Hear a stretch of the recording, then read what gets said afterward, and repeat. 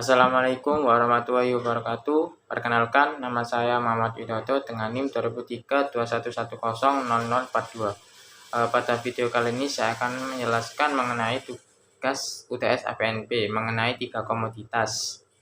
Yaitu komoditas yang saya pilih adalah komoditas padi, jagung, dan garam. Untuk komoditas yang pertama yaitu komoditas padi. Terkait isu atau permasalahan, di sini saya mengambil permasalahan padi di Kabupaten Lamongan. Kabupaten Lamongan merupakan produsen padi terbesar di Jawa Timur. Berdasarkan data BPS, luas lahan padi di Kabupaten Lamongan mencapai 38.000 sekian hektar. Meskipun luas lahan tersebut besar, tetapi produksinya masih fluktuatif.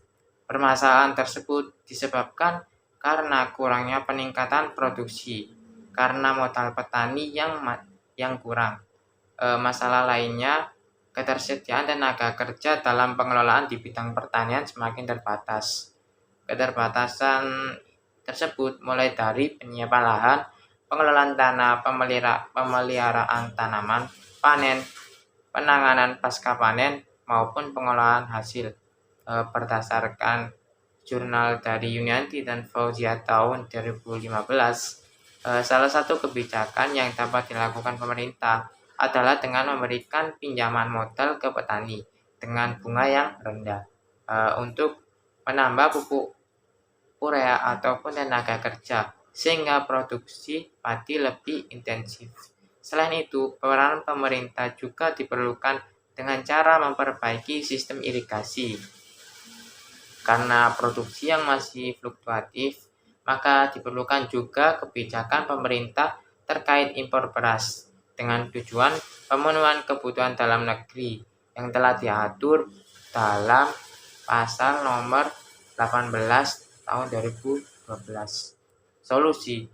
Untuk solusinya, menurut saya dalam upaya pembuatan perencanaan peningkatan produksi padi di Kabupaten Lamongan diperlukan juga peramalan produksi. Peramalan produksi dijadikan acuan dalam pembuatan kebijakan di masa depan. Kebijakan tersebut menggunakan metode ARIMA yang sangat baik ketepatannya untuk peramalan jangka pendek. Selain itu, kebijakan produksi padi juga dibutuhkan informasi tentang faktor-faktor yang dapat dimobilisasi untuk peningkatan produksi padi, sehingga tujuan dapat tercapai. Solusi selanjutnya adalah memanfaatkan peralatan dan mesin di bidang pertanian agar tenaga kerja semakin efektif, seperti pemberian bantuan terkait alat-alat pertanian. Solusi lainnya adalah dengan merubah pola pikir masyarakat yang cenderung tradisional. Selain itu, peningkatan produksi dapat dimulai dari peningkatan input produksi terlebih dahulu. Untuk perbandingan komoditas padi di Indonesia dengan di Thailand, meskipun di Thailand luas lahannya lebih kecil dari Indonesia, tetapi produksi di Thailand sangat baik jika dibandingkan dengan di Indonesia. Hal ini karena pengelolaan lahan yang sangat baik dan juga efisien, dan juga didukung oleh pengairan irigasi yang sangat baik di Thailand. Selanjutnya, pemilihan bibit di Thailand juga lebih unggul dibandingkan dengan Indonesia. Lalu, etos kerja di Thailand juga sangat tinggi, berbeda dengan petani di Indonesia yang cenderung pendidikannya masih rendah, dengan menggunakan teknologi yang masih tradisional. Perbandingan lainnya dapat dilihat dari agribisnis hulu hingga hilirnya yang lebih maju dan lebih berintegritas. Untuk komoditas kedua yang saya pilih adalah komoditas jagung di Sumbawa. Untuk permasalahannya, produksi jagung di Indonesia masih relatif rendah dan masih belum dapat memenuhi kebutuhan konsumen.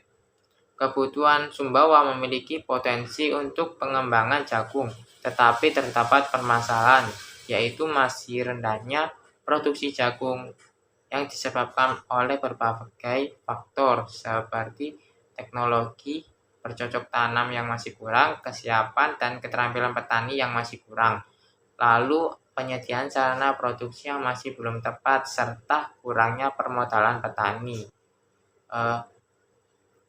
Terus pemasaran yang masih kurang.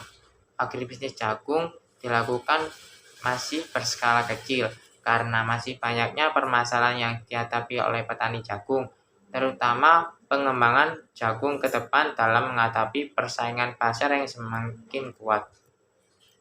Untuk kebijakannya, menurut sebuah studi tahun 2019, salah satu penyebab utama ketertinggalan suatu daerah diakibatkan oleh kebijakan pembangunan yang masih bertumpu pada dimensi sektoral, sehingga pembangunan masih berfokus pada satu daerah.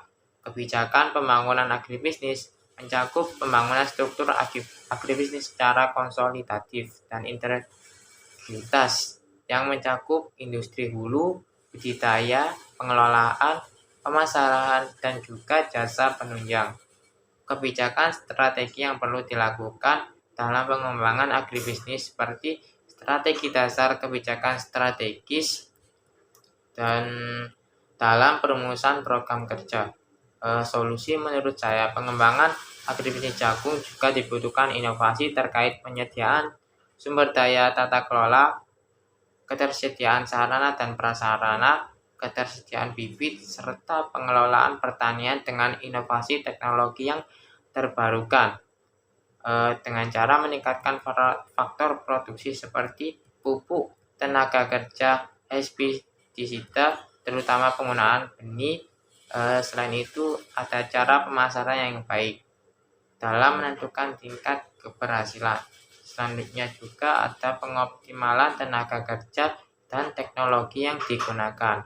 Untuk perbandingan jagung di Amerika dan Indonesia dapat dilihat dari kualitas benih. Di Amerika lebih unggul dan perusahaan benih di Amerika saling berintegritas dan memiliki kekuatan pasar yang kuat. Kekuatan pasar yang tinggi membuat pemasaran jagung di Amerika Serikat lebih mudah. Teknologi yang dikembangkan di Amerika juga lebih maju dibandingkan dengan Indonesia.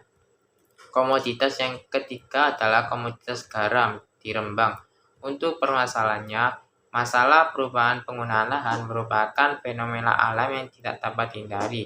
Perubahan tersebut diakibatkan oleh dua faktor seperti faktor alam dan antropogenik. Kekurangan lahan mengakibatkan produksi garam menjadi berkurang. Banyaknya impor garam dapat mengancam eksistensi petani garam, khususnya di Kabupaten Rembang. Hal ini disebabkan karena skala produksi yang masih rumahan dan peralatan masih tradisional. Untuk konsumsi garam yang terus meningkat tidak sebanding dengan lahan produksi garam.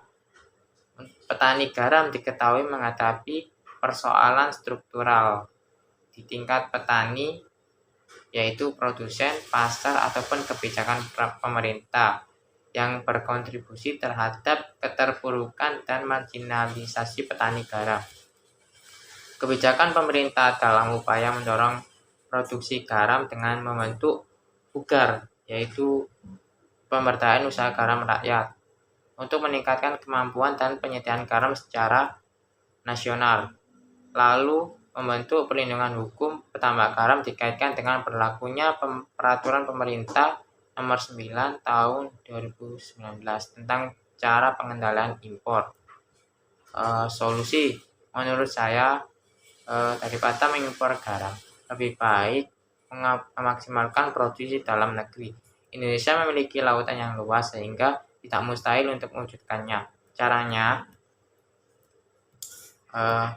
bisa dengan meningkatkan faktor produksi dan juga pemasaran. Selanjutnya, membentuk kebijakan yang tidak merugikan petani. Untuk perbandingan garam dengan di Cina merupakan produsen garam tertinggi. Hal ini tidak lepas karena inovasi teknologi dan cara-caranya yang dalam mengatur model bertani garam. Garam di Cina juga merupakan budaya, sehingga budaya tersebut harus dilestarikan. Garam di Cina juga merupakan penduduk di Cina juga membuat permintaan garam meningkat. Permintaan petani dan garam akan berusaha memenuhi kebutuhan garam. Berbeda dengan di Indonesia, yang peningkatan penduduk tidak diimbangi oleh peningkatan produksi.